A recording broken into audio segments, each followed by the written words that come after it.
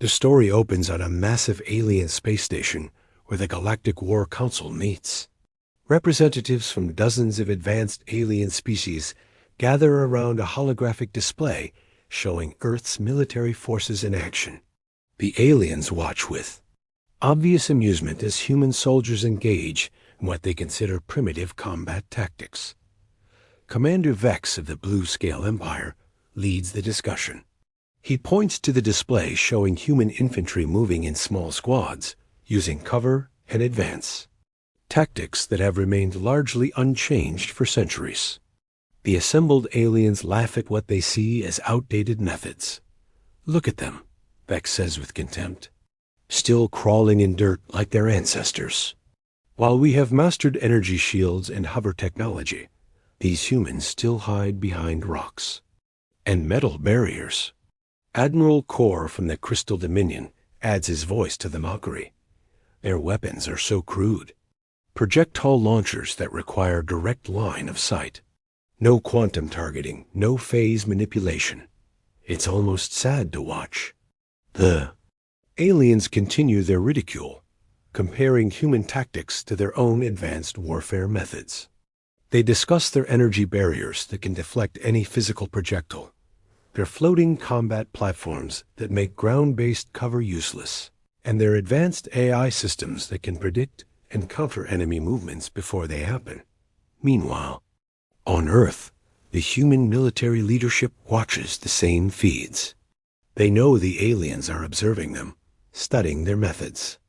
General Adams sits in a bunker deep underground, reviewing reports from the front lines where human forces have been losing battle after battle against alien scouts and advance forces. The humans have tried adapting their tactics, but every change they make seems to be anticipated by the alien forces. Their technology gap is enormous. Where humans use gunpowder and metal bullets, aliens use energy weapons that can cut through any armor. Where humans rely on radio communication, aliens use instant quantum networks that cannot be intercepted or jammed. Private Jack Miller, young infantry soldier, sits in a transport ship heading to what everyone knows will be another losing battle. He listens to his sergeant explain their mission, to hold a strategic mountain pass for as long as possible before the inevitable retreat. The other soldiers in his unit joke nervously about their chances, but Jack remains quiet, thinking about something his grandfather told him about old wars. The scene shifts back to the Alien Council, where they are now planning their final assault on Earth. They have decided that human military resistance is so weak that they need only a fraction of their forces to complete the conquest. The mockery reaches its peak as they assign their least experienced commanders to lead what they consider will be nothing more than a cleanup operation. "Let the junior officers have some practice," Commander Vex declares. "Fighting humans will be good training for our young warriors before they face real opponents." The aliens' overconfidence is complete. They have observed human tactics for months and believe they understand everything about human warfare. They see only the surface, the old formations, the basic weapons, the simple strategies that seem unchanged from ancient times. What they fail to understand is that humans have, and deliberately showing them only what they wanted to see. The real preparation has been happening in secret, led by a small group of military thinkers who understood that winning against superior technology would require something the aliens had never encountered before.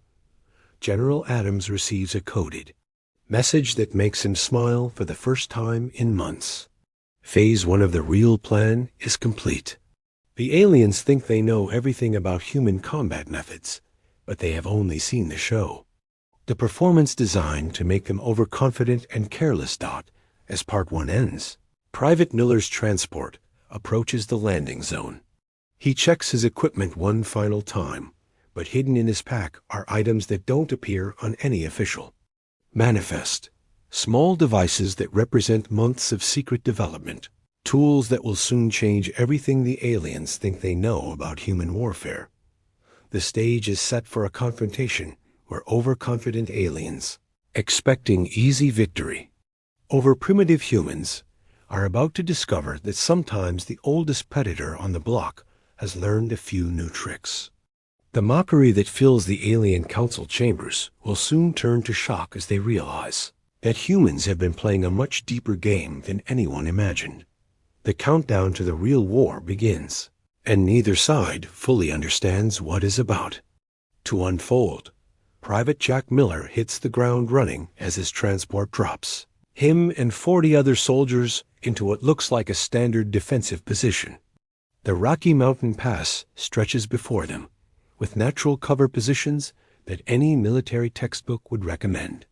To alien observers watching from orbit, it appears exactly like every other human defensive setup they have studied. But Jack knows better. During the transport flight, he received whispered instructions that weren't part of any official briefing. Hidden compartments in their equipment contain devices that look like nothing special. Small metal boxes, modified radio, components, and what appear to be standard medical supplies. The aliens begin their attack exactly as predicted. 3 sleek hovercraft drift down from the sky, their energy shields shimmering blue in the afternoon sun. The alien warriors inside are confident and relaxed. They have done this dozens of times before against human positions, and the outcome is always the same. Commander Vex watches the battle feed from his flagship, giving casual orders to his subordinates. Standard approach pattern. Let them fire their primitive weapons at our shields for a few minutes, then eliminate them. Make sure to record their tactics for the training archives. The human soldiers begin firing their rifles at the approaching craft. The bullets spark harmlessly off the energy barriers, exactly as expected. The aliens inside the craft barely react to the impacts. They have seen this futile resistance countless times before. Jack watches through his scope as the alien craft move into position. His heart pounds, but not from fear of the approaching enemy. He is waiting for a signal that will change everything. Around him, other soldiers continue their apparently hopeless assault on the shielded vehicles. In space, Admiral Core from the Crystal Dominion reviews casualty reports from previous human encounters. Minimal losses on our side, he reports to the Council. These humans are incredibly predictable. They always make the same mistakes. What the aliens don't realize is that human military leaders have spent months studying alien shield technology. Not through direct observation, but through careful analysis of every battle, every encounter, every moment when alien defenses were active. Teams of human scientists have worked around the clock to understand the physics behind alien energy barriers. The breakthrough came from an unexpected source, a young engineer named Amy Chun, who noticed that alien shields showed tiny fluctuation patterns when under sustained fire. The fluctuations were so small that they seemed meaningless, but Amy realized they revealed something important about how the shield generators maintained their energy flow. Back at the mountain pass, Jack receives the signal he has been waiting for. A simple click in his earpiece that tells him the orbital jamming system is in position. The aliens think they have cut human communications, but they don't know about the backup network that runs on completely different principles. The human soldiers suddenly change their behavior in ways too subtle for the aliens to immediately notice. Instead of random firing, they begin targeting specific points on the alien craft. Not the shields themselves, but precise locations where the shield generators are most vulnerable to harmonic interference. Miles away, hidden weapon systems that the aliens never detected begin powering up. These aren't the obvious missile launchers and artillery pieces that alien scouts found and destroyed weeks ago. These are devices built using principles that the aliens shared unknowingly through their own technology demonstrations. General Adams sits in his command bunker, watching feeds from dozens of similar engagements happening across the globe. Each battle looks like a standard human defensive action, complete with the usual hopeless resistance against superior alien technology. But beneath the surface, A coordinated plan unfolds with precision timing. The genius of the human strategy lies in its simplicity. Instead of trying to match alien technology directly, human engineers have found ways to turn alien advantages into weaknesses. The same energy shields that make the aliens so confident can be disrupted by precisely calibrated interference patterns. The same hover technology that gives them mobility can be exploited by weapons designed to target anti-gravity systems. Jack's rifle barrel grows hot from continuous firing, but now his shots serve a different purpose. Each impact on the alien shield creates a small harmonic frequency that combines with shots from his squadmates to build toward a critical resonance point. The aliens remain completely unaware of the trap closing around them. Their instruments show normal human resistance patterns. Their casualties remain zero. Their victory appears certain and routine. In exactly 3 minutes and 47 seconds, everything will change. The aliens who have spent months mocking human tactics are about to learn why Earth's apex predator species survived and thrived for millions of years. The stage is set for revelation. The moment arrives with mathematical precision. Jack Miller and his squad have been firing at the alien craft for exactly 3 minutes and 47 seconds when the harmonic frequency reaches critical resonance.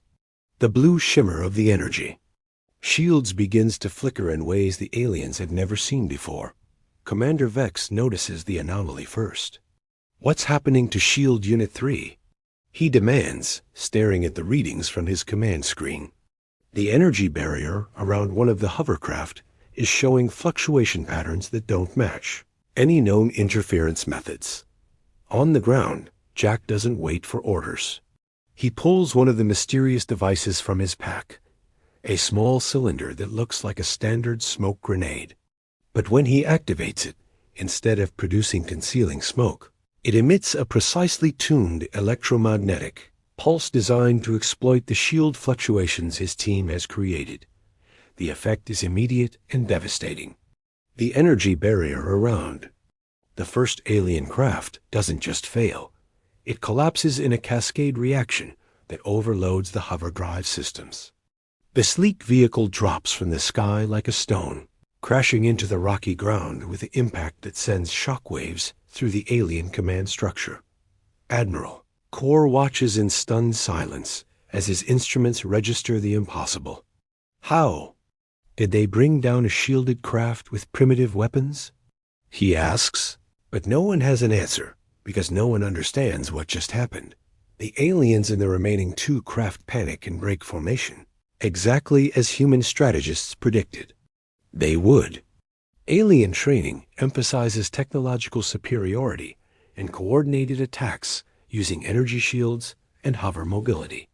When those advantages disappear suddenly, alien commanders have no backup doctrine to fall back on.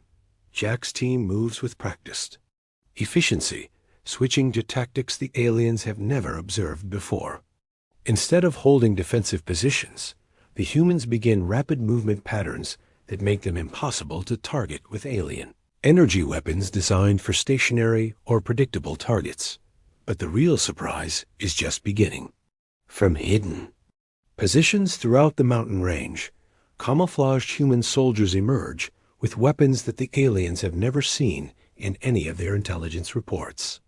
These aren't the crude projectile launchers that alien scouts cataloged, but sophisticated energy weapons reverse-engineered from captured alien technology. The second alien craft takes hits from multiple directions simultaneously. Its shields, already weakened by the harmonic interference, fail completely under the coordinated assault. The pilot tries to retreat, but human anti-aircraft systems that were hidden underground throughout the valley engage with targeting accuracy. That matches alien precision. In space, the alien fleet commanders watch their tactical displays in growing alarm. Similar scenes are playing out at battlefronts across Earth's surface. Dozens of routine cleanup operations are turning into disasters as human forces reveal capabilities that were completely hidden during months of observation. General, Adams activates a planet-wide communication network that the aliens thought they had destroyed. His voice reaches every human military unit simultaneously. All teams. Execute Phase 2. Show them what Earth's defenders can really do. The response is overwhelming. Across every continent, human forces shed their facade of primitive tactics and reveal the true scope of their preparation. Hidden weapon systems emerge from underground bunkers. Camouflaged aircraft take to the skies using stealth technology adapted from alien designs.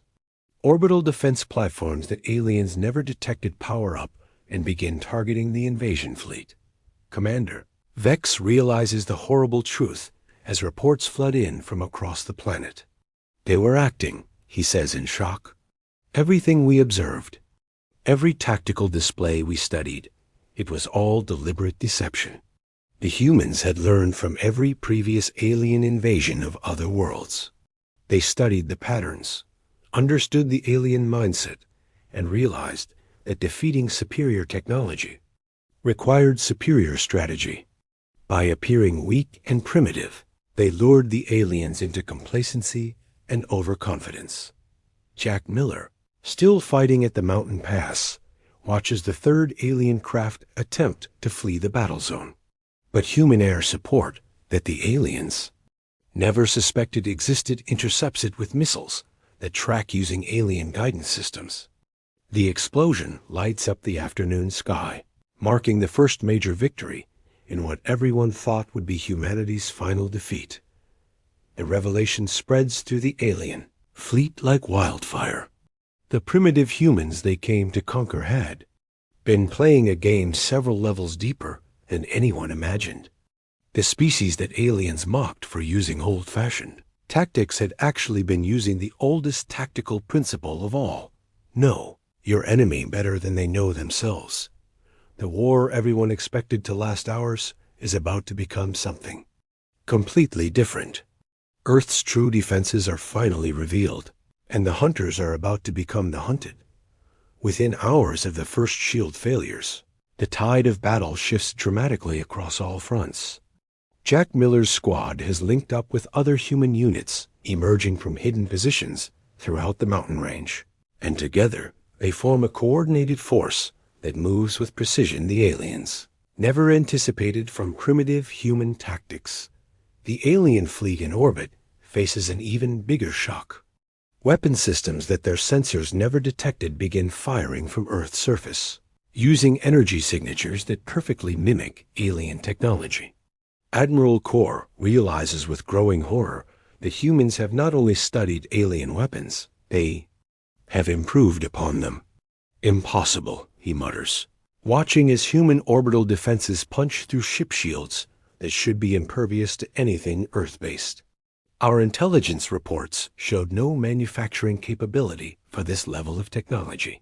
What Admiral Kor doesn't understand is that humans didn't manufacture this technology in the traditional sense. Instead, they captured it, reverse-engineered it, and then applied human problem-solving methods that alien engineers never considered. Where alien technology prioritizes efficiency and elegance, human modifications focus on raw effectiveness and adaptability. General, Adams coordinates the global counterattack from his command bunker, but the real tactical decisions are being made by thousands of individual soldiers, like Jack Miller, who have trained for this moment for months. The aliens built their invasion strategy around predictable human command structures, but Earth's defenders operate using distributed decision-making that makes them almost impossible to counter systematically. Jack leads his expanded squad through terrain that the aliens mapped as impassable for human infantry. What alien scouts didn't realize is that humans have been using this landscape for training long before the invasion began. Every cave, every ridge line, every hidden approach has been prepared as part of an integrated defense network. The psychological impact on alien forces proves as devastating as the technological surprises. Commander Vex attempts to rally his scattered units, But alien warriors trained to expect easy victory against inferior opponents find themselves facing enemies who seem to anticipate their every move. How do they know our attack patterns? Demands Captain Nix, whose hover squad has been ambushed 3 times by humans, who were waiting in perfect position to exploit alien tactical doctrine. The answer lies in months of careful study. Human intelligence. Officers analyzed every alien battle recording they could acquire, identified standard operating procedures, and prepared countermeasures for each predictable response. The aliens' technological superiority actually worked against them because it made them rigid in their approach to combat as the counterattack intensifies. Human forces begin displaying capabilities that shouldn't exist according to alien understanding of Earth's industrial base. Weapons that fire using alien energy principles, but with human modifications that increase power output beyond safe parameters. Armor that incorporates alien shield technology, but uses human manufacturing techniques that make it cheaper and more durable. Jack's squad encounters a group of alien soldiers who have been cut off from their support units. The aliens fight with desperation rather than confidence, their energy weapons less effective against human armor that was designed specifically to counter their standard armament. They're scared, Jack realizes as he watches alien warriors making tactical mistakes that trained soldiers shouldn't make. The psychological transformation is complete. The hunters have become the hunted, and the aliens know it. In space, the alien fleet faces a coordinated assault from orbital platforms that appear to be using their own technology against them. Admiral Kor orders a strategic withdrawal, but finds that human space defenses have created a containment field using modified alien force field generators. "We're trapped," he reports to the Galactic Council. Human capabilities were completely misrepresented in our intelligence reports. They have weapons and defenses that match or exceed our own. The most devastating realization comes when alien commanders understand that humans haven't just copied their technology, they've innovated beyond it. Human engineers took alien designs and applied trial-and-error development methods that alien culture considers inefficient. The result is equipment that performs better under combat conditions than the original alien versions. General Adams receives reports from every theater of operation. The pattern is consistent across the globe. Alien forces in full retreat, their technological advantages neutralized by human adaptation and superior strategy. The invasion that was supposed to be a simple conquest has become a rout, but the real masterstroke is still coming. Phase 3 of the Human Defense Plan doesn't just aim to repel the invasion. It prepares to carry the fight beyond Earth's atmosphere. The aliens came expecting to add another conquered world to their empire. Instead, they're about to discover what happens when humanity decides to expand its own territory. The counterattack that began in mountain passes and city streets is about to reach into space itself. The final phase begins at dawn on the 3rd day of what aliens expected would be humanity's surrender. Jack Miller stands on the mountain peak where his squad first engaged alien forces. But now he's looking up at the sky where human spacecraft rise toward the trapped alien fleet. Ships that shouldn't exist, built using alien technology that humans supposedly couldn't understand. Admiral Kor watches from his flagship as Earth-based vessels approach his position. The ships bear no resemblance to anything in alien intelligence files about human space capability. These craft move with the fluid precision of advanced alien technology, but their designs incorporate modifications that make alien engineers uncomfortable to look at. How many ships do they have? Commander Vex asks, his voice tight with worry as more human vessels emerge from concealment behind Earth's moon. The answer arrives in the form of General Adams' voice, broadcast on alien communication frequencies that humans supposedly couldn't access. Admiral Kor, this is General Adams of Earth Defense Force. Your fleet is surrounded, and your ground forces have surrendered. We're prepared to discuss terms. Terms. The word hits the alien command staff like a physical blow. They came to dictate surrender terms to a primitive species, and now that species is offering to negotiate from a position of strength. What the aliens don't realize is that Phase 3 has been humanity's real objective from the beginning. Everything else, the deception, the hidden weapons, the tactical reversals, was preparation for this moment when Earth would transition from defending itself to projecting power beyond its own atmosphere. Jack receives new orders through his communication system. His squad and thousands of others like it are to prepare for deployment beyond Earth. The mountain positions they defended are now launching points for the next stage of human expansion into space. The alien fleet finds itself facing weapons that use their own energy principles, but amplified through human engineering approaches that prioritize raw power over safety margins. Human space vessels that shouldn't be able to match. Alien performance actually exceeded because human designers weren't constrained by alien assumptions about what was possible. Admiral Kor realizes that his trapped fleet represents more than a military defeat. It's a complete intelligence failure that will reshape galactic politics. The primitive species that aliens dismissed as no threat has just demonstrated technological adaptation capabilities that surpass established galactic powers. We accept your terms for discussion. Admiral Kor transmits to General Adams, the words bitter in his mouth. The negotiations that follow set precedents that will echo throughout the galaxy. Humanity doesn't just demand alien withdrawal from Earth. They claim territorial rights to star systems that aliens previously considered their own. The species that was marked for conquest becomes a power that other civilizations must acknowledge and respect. Jack Miller receives a promotion and a new assignment, training human forces for deployment to alien worlds. The tactics that proved successful in Earth's defense will now be adapted for offensive operations beyond the solar system. The student has become the teacher, and the galaxy's established powers are about to learn what human military doctrine looks like when applied to interstellar warfare. The most profound change occurs in the Galactic Council chambers, where aliens first mocked human tactics.